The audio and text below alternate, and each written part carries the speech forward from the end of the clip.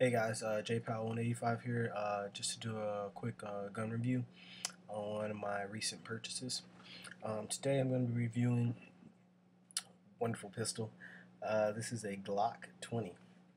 Um, for those of you that are unfamiliar with a Glock 20, it is, as it says right there, this is a 10 millimeter. And if you're unfamiliar with the 10 millimeter, it actually is like the same diameter of a 40 Smith & Wesson, but it has a lot more thump, a lot more power. It's the original loading the FBI wanted to switch to before they ended up going to the 40 Smith & Wesson. Some people felt it had too much recoil. If you're an avid shooter and you practice a lot, it really doesn't have that much recoil to it. Just to show you the difference between a 40 Smith & Wesson and a 10 millimeter auto, I have two shell casings.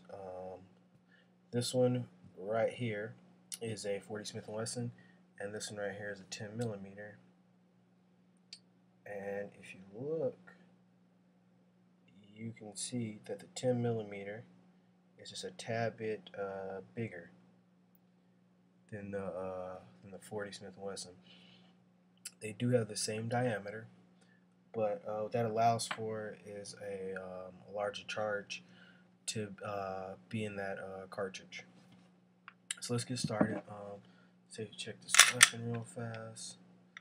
All clear. Point safe direction. There you go.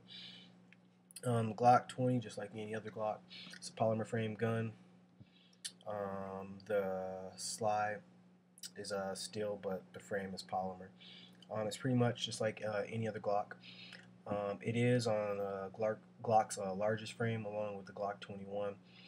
They do make Glock 20 and a Glock 21 SF, which stands for short frame, which makes the frame a little bit slimmer. I opted for the original frame because I just wanted an original Glock 20. This is not a concealed carry weapon. This is a very large pistol.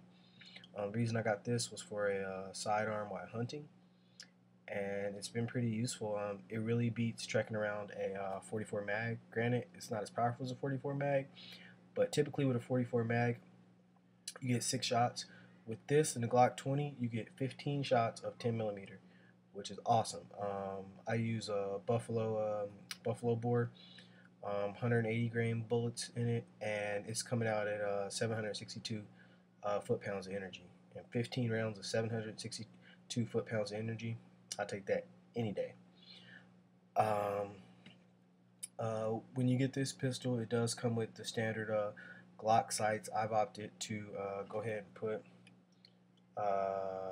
just 3-dot night sights on there. I believe these are True Glow. They get the job done perfect. Like I said before, this is a very big gun, but it doesn't weigh that much. I want to say the pistol unloaded weighs 27 ounces. Loaded weighs around 39 ounces. So loaded, it weighs about as much as an empty 1911.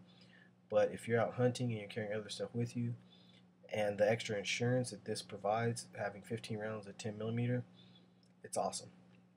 As far as recoil goes on the 10 millimeter, it does have some recoil. Not as bad as a 44 mag. I would say a little bit higher than a 40 or a 45. But since it's a polymer frame gun, semi-auto, recoil isn't that bad at all. If you practice with it, you'll put hits on paper. Just to show you a size comparison, this is the Glock 20, pretty much the biggest Glock they make. It's the most powerful Glock they make. And then I'm going to bring in my Glock 23, old trusty. This is a concealed carry weapon. So check that. Alright, let's take a look at some different views. Alright, Glock 23, Glock 20. If you notice, the Glock 20 is a little bit, it's actually thicker and it's longer. If we look at these two this way, you can tell that the overall dimensions of the Glock 20 are just a little bigger. But if you look at the front, seeing as the diameter is the same, you can obviously tell this is the Glock 20 just because the slide is thicker, but the diameter of the barrel is exactly the same. With that, what you can do is you can pick up a 40 Smith & Wesson conversion barrel and just drop it right into your Glock 20, and then you can fire 40 Smith & Wesson. The advantage of that being 40 Smith & Wesson is about half the price of 10 millimeter, and 10 millimeter ammo is extremely hard to find in bulk, and it's just expensive. 40 Smith & Wesson, a little easier to find. I actually have a lot because of the Glock 23, so whenever I want to get a feel for Glock 20, I just drop a 40 Smith & Wesson conversion barrel, and I'm going to make a video about that later. But overall, as a hunting sidearm, I think this is awesome. I don't know if it's really powerful enough to take down certain type of bears if you're hiking in Alaska. If I lived in Alaska, the only thing I would carry on my hip is at least a 44 Magnum. But I don't. I live in the States. So when I go hunting, just worry about coyotes, javelinas, maybe mountain lion. Definitely take out a mountain lion.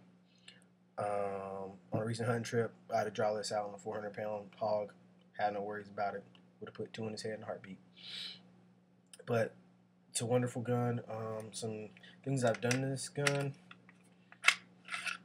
I just put a stainless steel guy rod in it and an extended takedown tab, and that's pretty much it. Aside from the night sights, and that's awesome. I just got the night sights in case I wanted to use it.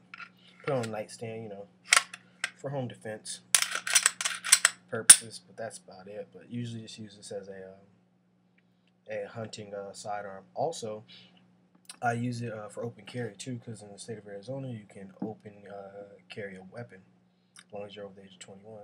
So I use that for open carry because it's a big gun. Really, no easy way to conceal that. Maybe if you had a really good inside the pants holster, but other than that, it's a nice big hunting sidearm. Blast to shoot. Makes a loud sound at the shooting range. Everybody always thinks it's like a Glock 21 because it looks just like a Glock 21. But once you let that 10 millimeter go, it's a wrap. So let me know if you guys have any questions, and if you're a hunter and you're looking for a little lightweight sidearm, a lot of power, check out the Glock 20. 10 millimeter definitely packs a punch. All right. Hey guys, real quick, forgot one thing. Seeing as a Glock, it has functioned 100% reliable for me.